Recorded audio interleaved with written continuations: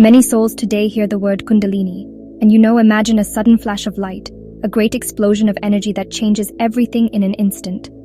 They think of it as a single dramatic event, a destination to be reached quickly. But this is a limited understanding of a most profound and sacred science. Kundalini is not merely a momentary experience. It is the beginning of a lifelong journey of transformation. It is the awakening of the divine potential that lies sleeping within every single human being. This journey is a gradual unfolding, a slow and steady process of purification, growth, and the blossoming of consciousness, much like a tiny seed that carefully grows into a mighty, radiant tree over many seasons. Think of this divine energy as a coiled serpent, resting at the base of your spine. This is not a physical serpent, but a potent symbol for the creative power of the universe, the primordial Shakti that is dormant within you. For most people, this energy remains asleep throughout their entire lives, and they remain unaware of the immense treasure they carry. The path of Kundalini Yoga is the sacred method of gently and safely awakening this power. It is a journey inward, a pilgrimage to the very core of your being. This path asks for patience, devotion, and a sincere heart, for you are not just seeking an experience. You are seeking to unite with the divine source from which you came. The awakening is not the end of the path, but its true beginning. Once this divine energy stirs, it begins a slow and methodical ascent up the central channel of your subtle body, purifying every aspect of your being along the way. It is a process of deep cleansing, where old habits, hidden fears, and mental impurities are brought to the surface to be seen, understood, and released. This is why the journey requires great courage and steadfastness. It is a divine fire that burns away the dross, leaving behind only the pure gold of your true self. This inner alchemy transforms your entire perception of life, filling you with profound peace, boundless love, and unshakable wisdom. Therefore, approach this sacred science with the utmost reverence and humility. Do not seek Kundalini for psychic powers or for the thrill of a spectacular experience. Seek it for the sake of liberation, for the freedom from sorrow, and for the realization of your own divine nature.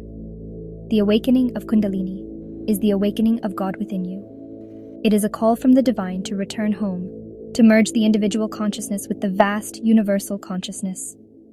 It is a journey from the limited self to the limitless self, a sacred pilgrimage that turns an ordinary human life into a divine expression of truth, beauty, and bliss.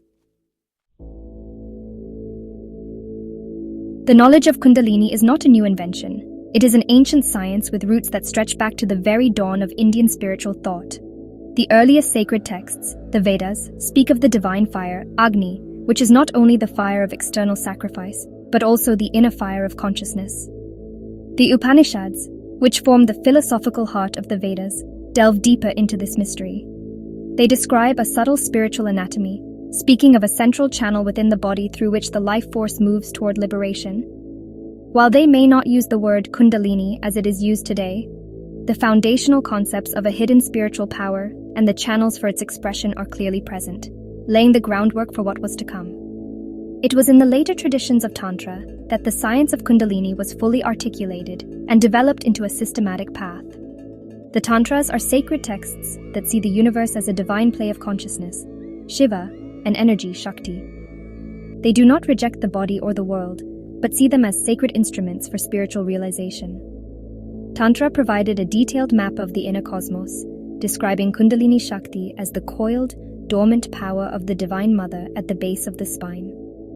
The goal of the tantric practitioner was to awaken this potent energy and guide her upward through the subtle centers of consciousness, known as chakras, to unite with pure consciousness at the crown of the head. From the rich soil of Tantra, many schools of yoga blossomed, each incorporating the science of Kundalini in its own unique way. The Hatha Yoga Pradipika, a classical manual on Hatha Yoga, explicitly describes Kundalini as the serpent power and details various practices like asana, postures, pranayama, breath control, and mudras, seals, designed specifically to awaken it. It states that all Hatha Yoga practices are ultimately for this one purpose, the awakening of Kundalini. Similarly, Raja Yoga, as outlined by Patanjali, though more focused on the mind, prepares the practitioner for this awakening through ethical discipline, concentration, and meditation, creating a stable vessel for the rising divine energy. Thus, the concept of Kundalini is not an isolated idea, but the culmination of thousands of years of deep spiritual inquiry and inner exploration by countless sages and yogis. It evolved from the mystical hymns of the Vedas, was given structure and form by the profound philosophies of Tantra, and was refined into a practical science by the great masters of yoga. Understanding these historical roots is essential, as it reminds us that we are treading a well-worn sacred path. It is a path that has been tested and verified by enlightened beings for centuries, offering a timeless blueprint for humanity's ultimate evolution and the realization of our own divinity. To understand Kundalini, one must first understand the field in which it operates, the subtle body. Just as an architect has a blueprint before building a house, the divine architect has created a subtle, energetic blueprint for our physical form. This is the subtle body, or sukshma sharira. It is not physical and cannot be seen with ordinary eyes, yet it is the very foundation of our life, health, and consciousness. This luminous body is a complex and beautiful network of energy channels, life force currents, and layers of being. It is the invisible vehicle through which our mind, emotions, and spirit interact with the physical world. Without this subtle body, the physical body would be nothing more than an inert collection of matter. The first component of this subtle blueprint is the network of nadis. Imagine countless tiny threads of light, like a vast river system, flowing throughout your entire being. There are said to be 72,000 of these nadis, or energy channels. They are not nerves or blood vessels, but subtle conduits that carry the vital life force to every single part of your body and mind. When these channels are clear and open, life force flows freely, bringing health, vitality, and mental clarity. However, when they are blocked by impurities, caused by poor diet, negative emotions, or an unhealthy lifestyle, the flow of energy is obstructed, leading to disease, lethargy, and mental agitation. The entire practice of yoga is aimed at purifying these nadis. The energy that flows through these nadis is called prana. Prana is the universal life force, the very breath of the cosmos. It is in the air we breathe, the food we eat, and the sunlight that warms the earth. Within our subtle body, this prana is what animates us, giving power to our thoughts, movement to our limbs, and rhythm to our heartbeat. It is the intelligent energy that governs all physiological and mental functions. Prana is the link between the mind and the body, and by learning to control the flow of prana through practices like pranayama, a yogi can achieve mastery over the mind and prepare the entire system for the great awakening of Kundalini. Finally, the subtle body is composed of several sheaths, or layers, known as the koshas. These are like the layers of an onion, encasing the pure soul or Atman at the center. The outermost layer is the physical body, Annamaya kosha, followed by the energy body, Pranamaya kosha, the mental body, Manomaya kosha, the wisdom body, Vijnanamaya kosha, and the bliss body, Anandamaya kosha. Each layer represents a different dimension of our existence, from the most dense to the most subtle. The journey of Kundalini is a journey through these koshas, purifying each one and allowing our awareness to move from the limited identification with the physical body to the boundless experience of our true blissful self. Within the vast network of 72,000 nadis, there are three that are of supreme importance for the spiritual aspirant. These are the three great rivers of life force that govern our entire energetic and psychological existence: Ida, Pingala, and Sushumna. They originate at the base of the spine, in the same region where the Kundalini Shakti lies dormant. Ida and Pingala flow on either side of the spinal column, while the most important channel, Sushumna, runs directly through the center. The state of these three nadis determines our state of consciousness, our health, and our capacity for spiritual growth. A yogi must first understand and balance these three great channels. Ida Nadi is the lunar or moon channel. It flows on the left side of the body, terminating at the left nostril. Ida is associated with the feminine principle, the cooling energy of the moon, and the parasympathetic nervous system. It governs our mental and psychic energies, our emotions, our memories, and our subconscious mind. When Ida is dominant, we feel calm, introspective, and creative. However, if it is overactive or imbalanced, it can lead to lethargy, depression, and emotional attachment. Ida represents the power of consciousness, the introverted force that draws us inward towards stillness and reflection. It is the river of our inner world. Pingala Nadi is the solar or sun channel. It flows on the right side of the body, terminating at the right nostril. Pingala is associated with the masculine principle, the heating energy of the sun, and the sympathetic nervous system. It governs our physical vitality, our logical and analytical thinking, and our outward-directed actions. When Pingala is dominant, we feel energetic, focused, and ready to engage with the world. However, if it becomes overactive, it can lead to restlessness, anger, anxiety, and burnout. Pingala represents the power of prana, the extroverted force that drives us to act, achieve, and experience the external world. The ultimate goal of the yogi is to balance the flow of energy in Ida and Pingala so that the great central channel, Sushumna, can open. Sushumna Nadi is the spiritual channel, the royal road to enlightenment. In most people, this channel is dormant, and prana only flows through Ida and Pingala, keeping consciousness bound to the dualities of life, hot and cold, pleasure and pain, activity and passivity. Through practices like pranayama, when the breath in the left and right nostrils flows evenly, the entrance to Sushumna opens. It is only then that the awakened Kundalini Shakti can begin her ascent toward the crown of the head, leading the soul from the world of duality to the state of divine union and non-dual consciousness. The universal life force, prana, is one, but to perform its various functions within the human body, it divides itself into 5 distinct currents or movements. These are known as the 5 prana vayus, or the 5 vital airs. Understanding these 5 vayus is immensely practical, as they govern every aspect of our physical and mental well-being, from digestion to thinking. They are the subtle winds that direct the operations of our inner world. When they are functioning harmoniously, we experience perfect health and balance. When they are disturbed, their imbalance manifests as physical disease and mental unrest.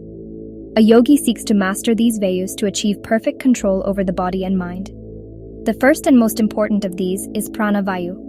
This is not to be confused with the universal prana, but is a specific current located in the chest and head region. Its primary function is inward and upward motion, governing the process of inhalation and the reception of all things from the outside world, not just air, but also food, water, and sensory impressions. It is the fundamental energy that fuels all the other vayus. When prana vayu is strong and balanced, the mind is alert, the senses are sharp, and the heart is open. It is the force that keeps the fire of life burning brightly within us. Next is apana vayu, which is located in the lower abdomen and governs all downward and outward movement. Its primary function is elimination, the removal of waste from the body through urination and defecation, as well as the expulsion of carbon dioxide during exhalation. Apana is the grounding force that keeps us connected to the earth. A healthy apana vayu is essential for a strong immune system and a clean physical body. When it is out of balance, it can lead to constipation, digestive issues, and a feeling of being stuck or heavy, both physically and mentally. The third current is samana vayu, which resides in the area of the navel. Its function is to balance and integrate prana and apana. Samana is the energy of digestion and metabolism, converting the food we eat and the air we breathe into the nutrients and energy our body needs. It is like a churning fire that processes all experiences. A balanced samana vayu leads to strong digestion, a stable mind, and clear judgment. An imbalance can cause metabolic disorders and an inability to mentally digest life experiences, leading to worry and indecision. This is a critical vayu for overall health and equilibrium. Finally, we have Udana Vayu and Vyana Vayu. Udana Vayu is located in the throat and head, and its movement is upward. It governs speech, self-expression, and certain cognitive functions. It is the force that allows us to grow, to stand upright, and to express our thoughts and truths. It is also the energy that carries the consciousness out of the body at the time of death.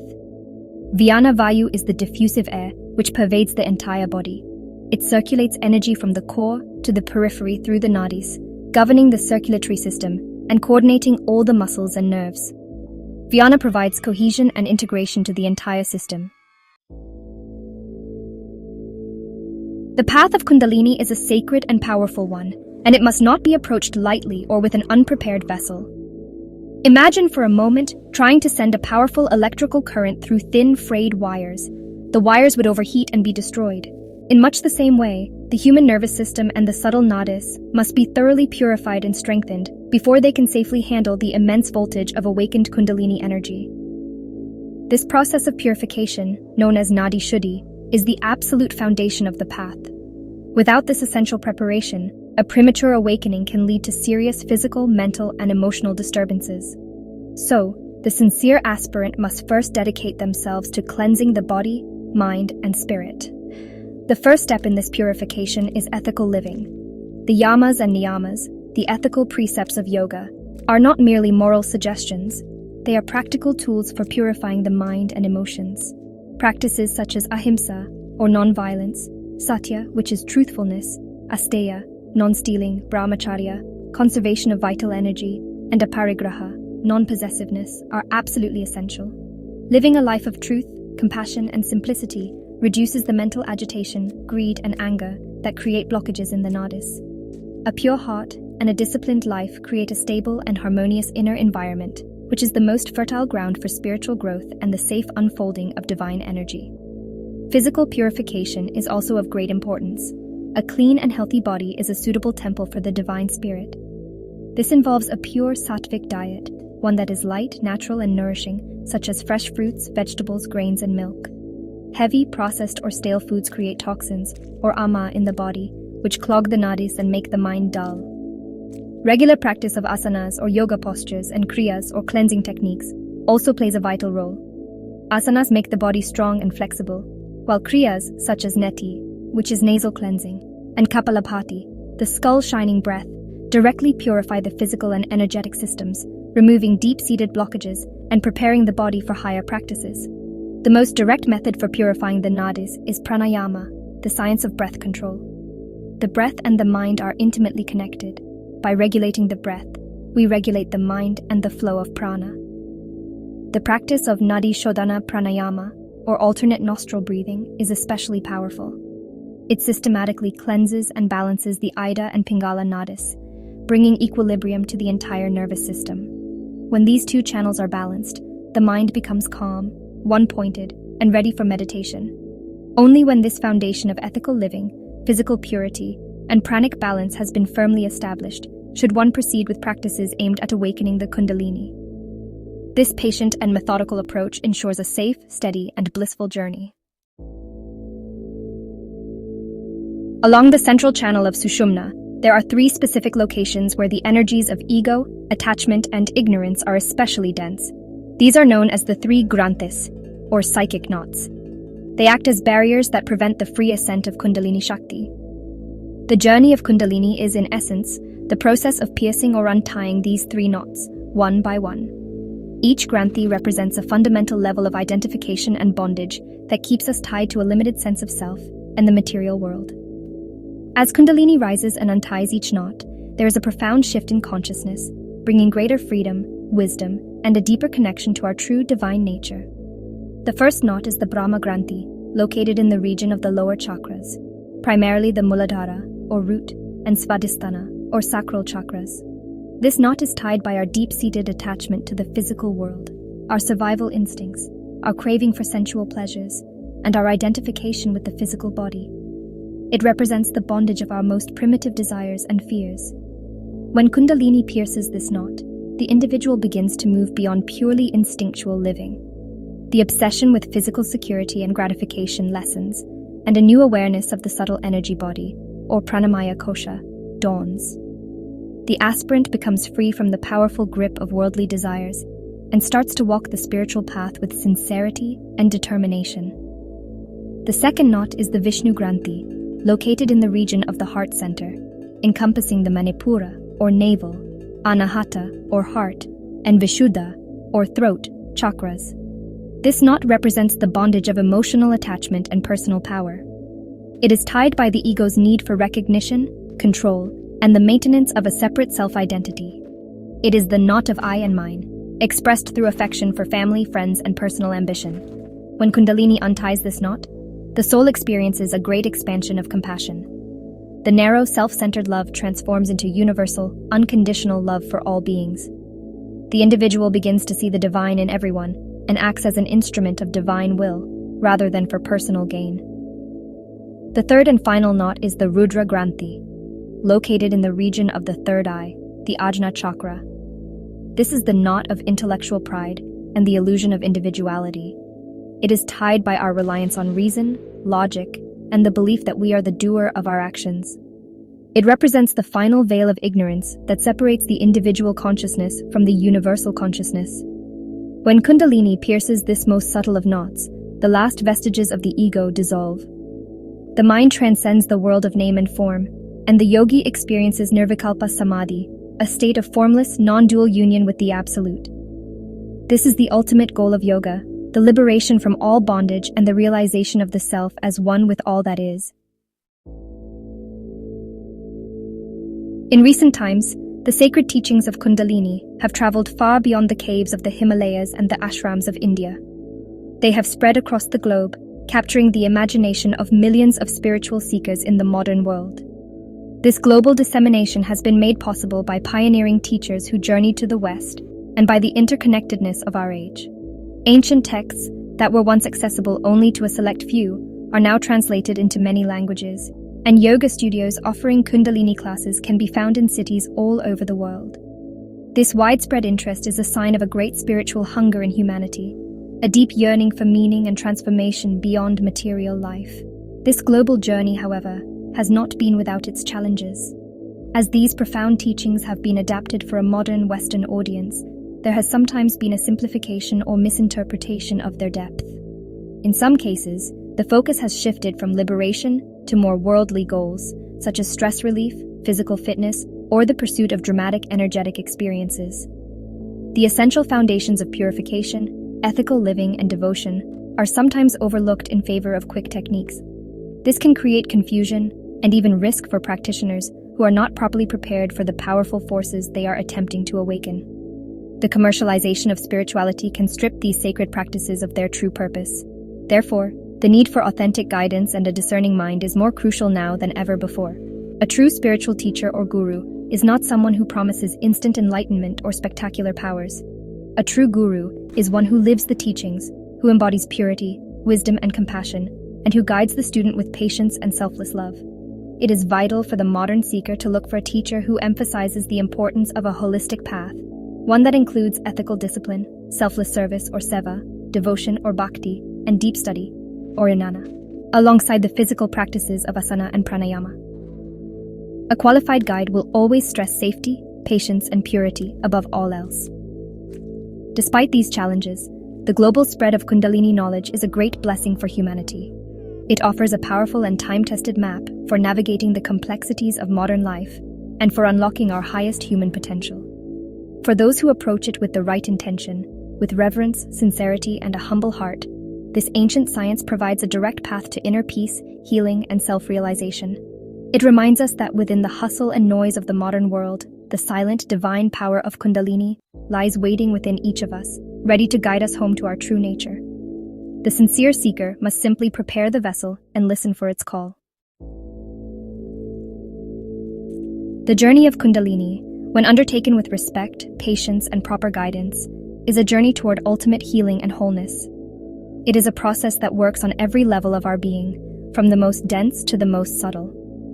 As this divine energy rises, it systematically purifies the body, calms the emotions, clarifies the mind, and awakens the spirit. It is the ultimate therapy, for it goes to the very root of all human suffering, the illusion of separation from our divine source. By dissolving this illusion, Kundalini restores us to our natural state of harmony, balance, and unity. This is not just a temporary fix, but a permanent transformation of consciousness. On a physical level, the awakening and ascent of Kundalini can bring profound healing. The increased flow of prana through the nadis revitalizes every cell and organ in the body, clearing away deep-seated toxins and energetic blockages that are the root cause of many illnesses. The nervous system is fortified and balanced, leading to greater resilience against stress. On an emotional level, the process brings to the surface and purifies old wounds, fears, and negative patterns. This can be a challenging phase, but as these shadows are met with awareness and compassion, they are released, leaving behind a heart filled with unconditional love, peace, and profound joy. The ultimate aim of the Kundalini path, however, is not merely physical health or emotional well-being. Its final destination is moksha, or spiritual liberation. This is the great union, the sacred marriage of Shakti, the dynamic energy, with Shiva, pure consciousness.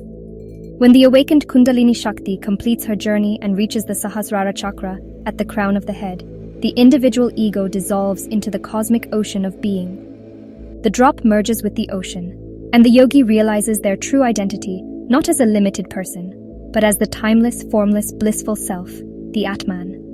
This is the state of non-dual awareness, the end of all seeking, and the fulfillment of human life.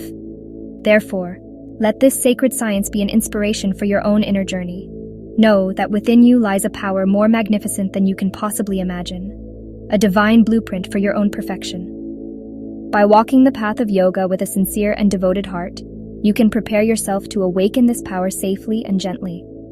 This is the path to true freedom, to a life filled with purpose, and to a deep and lasting connection with the divine presence that pervades all of existence. The awakening of Kundalini is the birthright of every soul. It is the promise of a return to the source, a journey from darkness to light, from the unreal to the real, and from death to immortality.